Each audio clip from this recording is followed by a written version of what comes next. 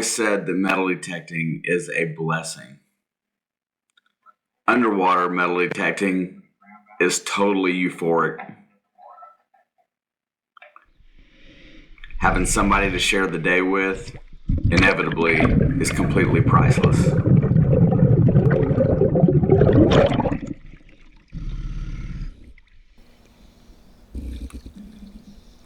So today is going to start a new adventure at a new lake. Visibility in this water is atrocious. You can barely see the coil in front of your face. All the respect in the world goes out to Shane Kubat. Detecting blind is not an easy task. Most of the finds today are very difficult to see coming out of the sand and the water. However, I will add commentary to try to ease up and make it so you can understand what I'm seeing or what I'm not seeing and how I'm finding them.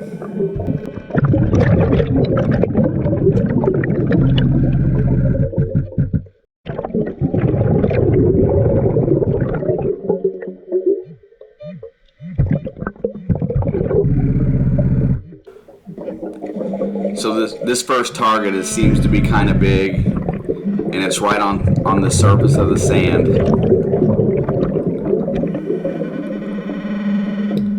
And I picked it up real easily.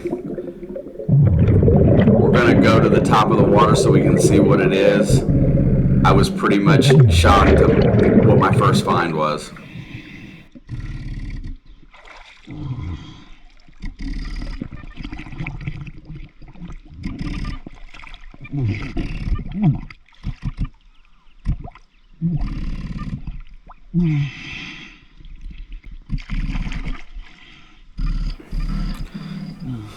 So as you can see, it's a watch.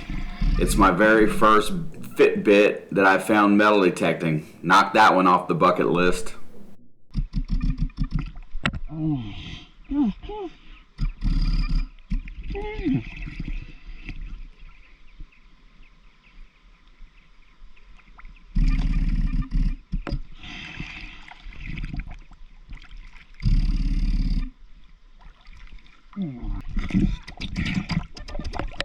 Is that a Fitbit? Dude, it's just laying on top, right under the rope. Cool.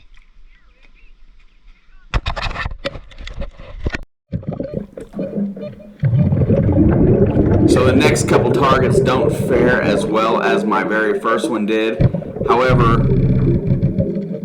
currently hanging out alongside this rope that goes between the shallow and the very deep water out on that lake, and I think that's where most people hang out and seem to be losing stuff. That's where most of the signals that we find are within like 6 foot of this rope.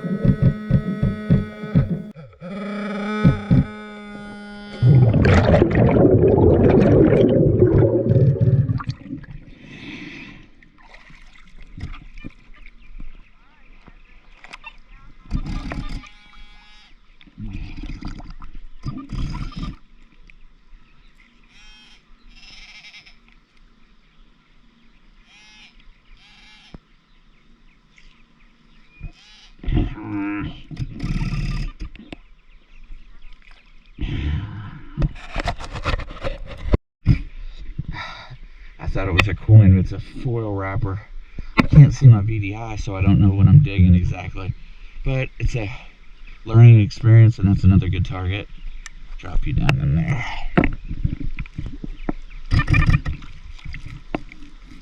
Also, it seems like everything is really good right here along this rope line.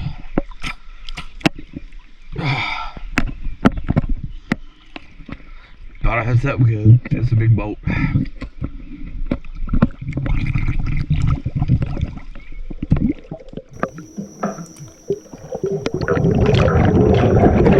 This was a very tiny target and took a long time to find. I had to cut a lot of footage out of it.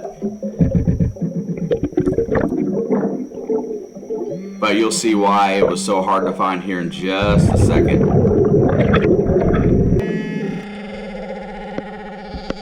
good it is because I can't see. But I got a beautiful area. Heck.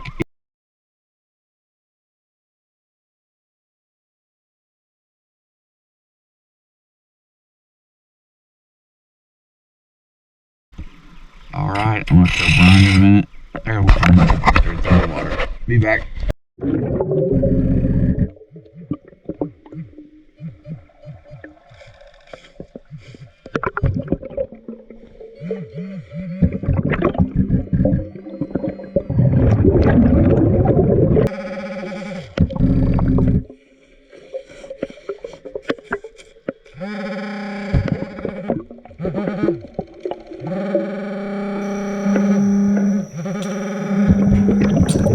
So I'm going to leave this clip in. Being down under the water and then having to come up to the surface sometimes to find your target can be treacherous in a sense. I come to the surface and I can't exactly find it right here. And what ends up being the problem here is that I somehow didn't pay attention and dropped it along the way. So therefore the time that it took to find a small target ended up being wasted time because I lose it somewhere along the way.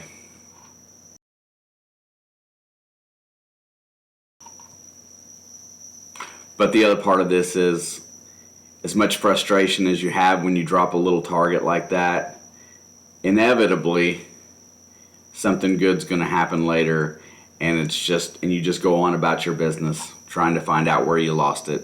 I sped this up a little bit just to get through it.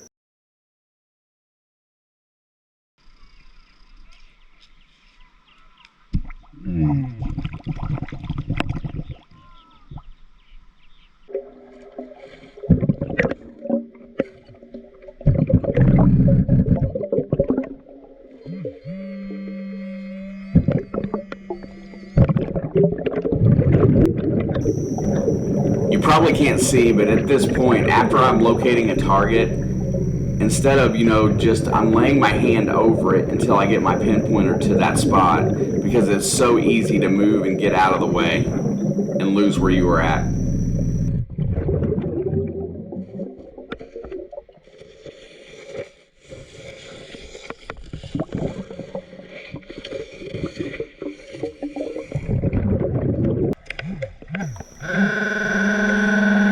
So this was another very small target that I had to work really hard to find. The funny part about this is what's going to happen coming up next.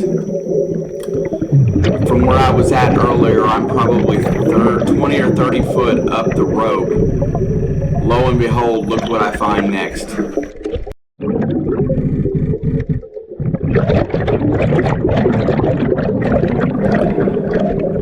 So I thought it was the same earring. I thought that I had dropped it in the same spot, but it was actually the second one of this set. And I found it about 30 foot away.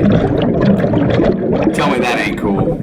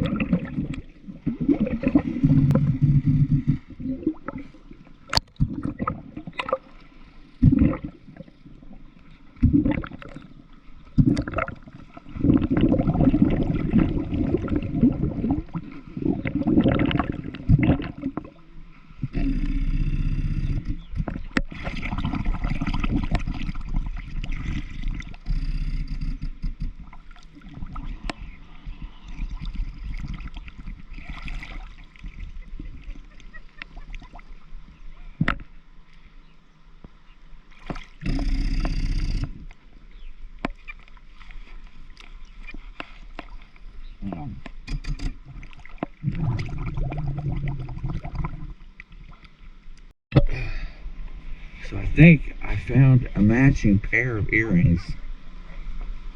I did. How flippin' cool is that?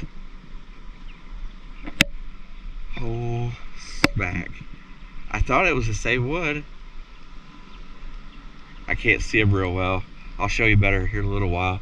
This is awesome, dude. Diving is the best.